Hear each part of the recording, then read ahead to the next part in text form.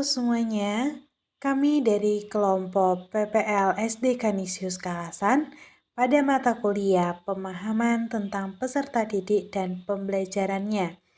Adapun anggota dari kelompok kami, yang pertama Dominikus Wibisono, yang kedua Mugi Purnama, yang ketiga Ansita Puspa Widaningrum, yang keempat Oktaviana Agilia Putri, dan yang terakhir Yohana Dwi Eva Rianti. Selanjutnya, kami akan memaparkan beberapa jawaban yang sudah kami diskusikan bersama. Yang pertama ada penerapan teori belajar dalam pembelajaran. Yang pertama adalah teori behavioristik. Teori behavioristik merupakan teori perubahan tingkah laku sebagai akibat dari adanya interaksi antara stimulus dan respon. Dalam teori ini, proses belajar peserta didik ditandai dengan adanya perubahan dari sebuah pengalaman dan peran lingkungan yang dialami oleh peserta didik. Contoh penerapan teori ini dalam pembelajaran adalah ketika seorang siswa datang terlambat pada saat pembelajaran. Kemudian, guru memberikan teguran serta memberikan tugas untuk menghafalkan nama-nama pahlawan reformasi kepada peserta didik tersebut. Kemudian, esoknya, peserta didik tersebut tidak lagi datang terlambat. Hal ini menunjukkan adanya perubahan perilaku siswa setelah diberi stimulus oleh guru.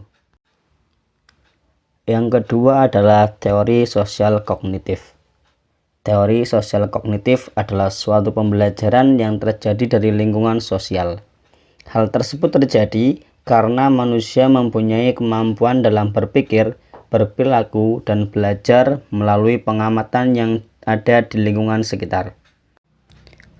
Proses belajar teori sosial kognitif ini dinamakan dengan pembelajaran melalui pengamatan.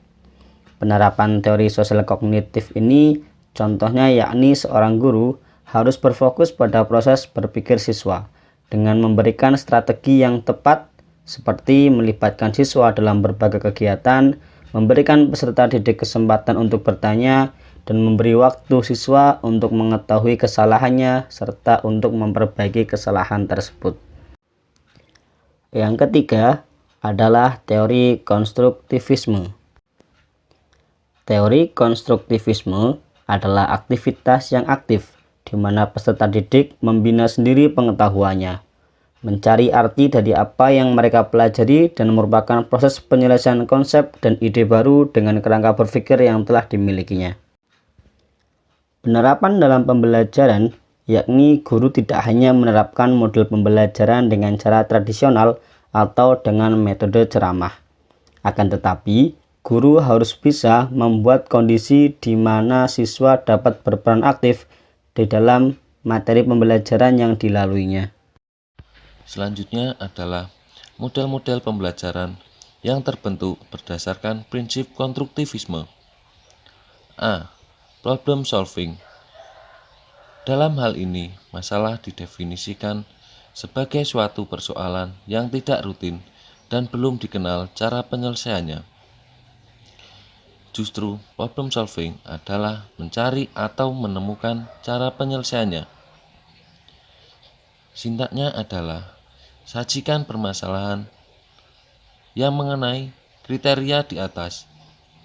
Siswa berkelompok atau individu mengidentifikasi pola atau aturan yang disajikan. Siswa mengidentifikasi, kemudian mengeksplorasi, menginvestigasi, menduga, dan akhirnya menemukan solusi. B. Metode jigsaw. Metode jigsaw adalah salah satu tipe pembelajaran aktif yang terdiri dari tim-tim belajar heterogen beranggotakan 4-5 orang.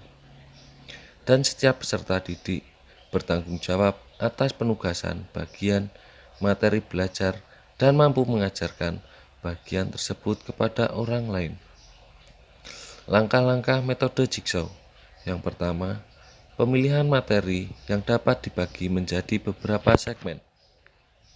Yang kedua, guru membagi siswa menjadi beberapa kelompok kecil sesuai dengan segmen. Yang ketiga, setiap kelompok mendapatkan tugas membaca dan memahami materi atau subtopik yang berbeda-beda. Yang keempat, setiap kelompok asal mengirim anggotanya ke kelompok lain atau kelompok ahli. Yang kelima, setelah pembahasan selesai, para anggota kelompok kemudian kembali pada kelompok asal dan mengajarkan pada teman-teman sekelompoknya pengetahuan apa yang telah mereka dapatkan saat pertemuan di kelompok ahli. Yang keenam, selanjutnya dilakukan presentasi masing-masing kelompok atau dilakukan pengundian salah satu untuk menyajikan hasil diskusi kelompok yang telah dilakukan agar guru dapat menyamakan persepsi pada materi pembelajaran yang telah didiskusikan. 7. Guru memberikan kuis untuk siswa secara individual. 8. Guru memberikan penghargaan kepada kelompok melalui skor penghargaan berdasarkan perolehan nilai. C. Cooperative learning.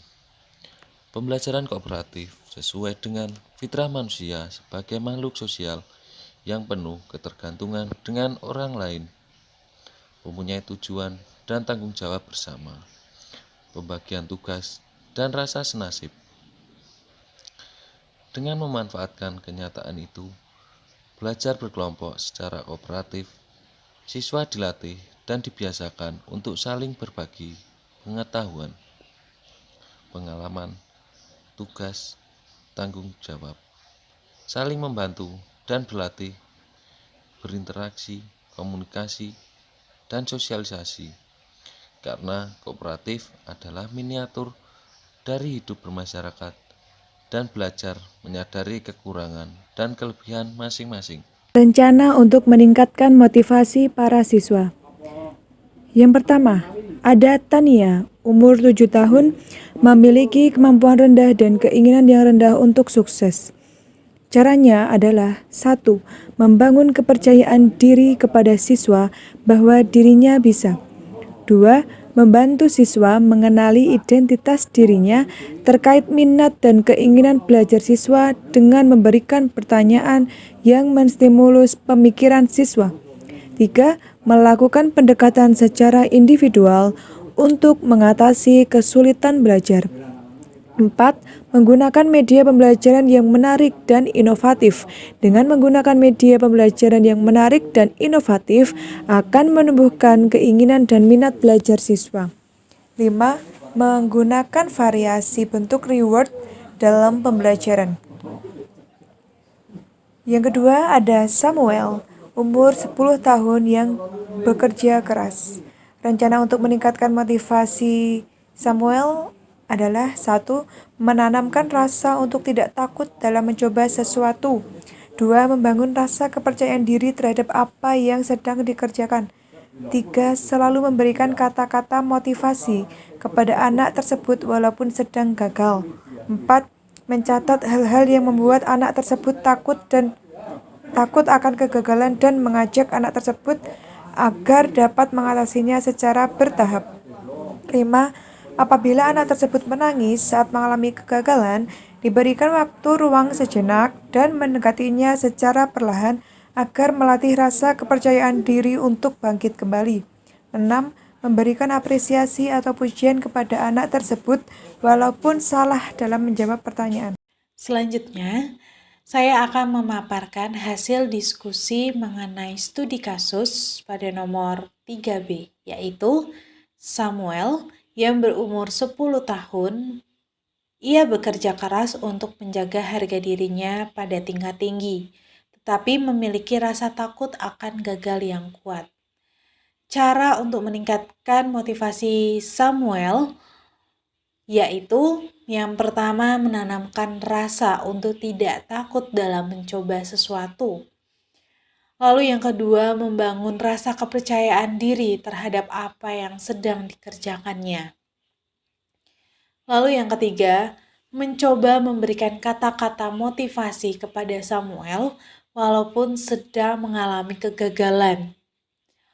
Yang keempat, mencatat hal-hal yang membuat Samuel takut akan kegagalan, dan mengajak Samuel agar dapat mengatasinya secara bertahap. Yang kelima, apabila Samuel menangis dalam mengalami kegagalan, diberikan waktu ruang sejenak dan mendekatinya secara perlahan agar melatih rasa kepercayaan diri untuk bangkit kembali. Lalu yang terakhir yaitu memberikan apresiasi atau pujian kepada Samuel walaupun salah dalam menjawab pertanyaan. Yang selanjutnya 3C yaitu Sandra yang berumur 13 tahun yang tenang di kelas dan meremehkan keterampilan mereka. Rencana untuk meningkatkan motivasi Sandra yang tenang di kelas dan meremehkan keterampilan mereka antara lain sebagai berikut. Yang pertama, menciptakan komunitas yang menyenangkan. Lalu yang kedua, memuji dan memberitahu mereka tentang kekuatan yang mereka miliki. Selanjutnya yang ketiga, membentuk kebiasaan belajar yang baik. Sebagai seorang guru, berikan cara belajar baru yang baik dan benar saat siswa tersebut sedang belajar sendiri maupun kelompok. Lalu yang keempat, metode pembelajaran yang menarik dan berbeda. Hal ini siswa diberi ruang kesempatan bekerja sama antara siswa satu dengan yang lain. Yang kelima, menulis nama siswa di papan tulis. Buatlah siswa merasa istimewa dengan menuliskan nama mereka di papan tulis. Gambarlah bintang di sebelah nama mereka yang menunjukkan hasil prestasi belajar mereka. Lalu yang terakhir yaitu menumbuhkan kesadaran siswa agar merasakan pentingnya tugas dan menerimanya sebagai tantangan. Selanjutnya, saya akan memaparkan hasil diskusi pada nomor 3D, yaitu Robert berusia 16 tahun yang menunjukkan sedikit minat di sekolah dan saat ini tinggal bersama bibinya. Orang tua sudah tidak bisa dihubungi. Cara meningkatkan motivasi Robert yaitu yang pertama, mengidentifikasi apa yang menyebabkan minat belajarnya rendah. Yang kedua, menanyakan tujuan ia dalam belajar. Yang ketiga, membangun kepercayaan diri pada Robert melalui relasi teman sebaya. Yang keempat, membuat list goal yang ingin dia capai. Sekian pemaparan dari hasil diskusi kami. Terima kasih.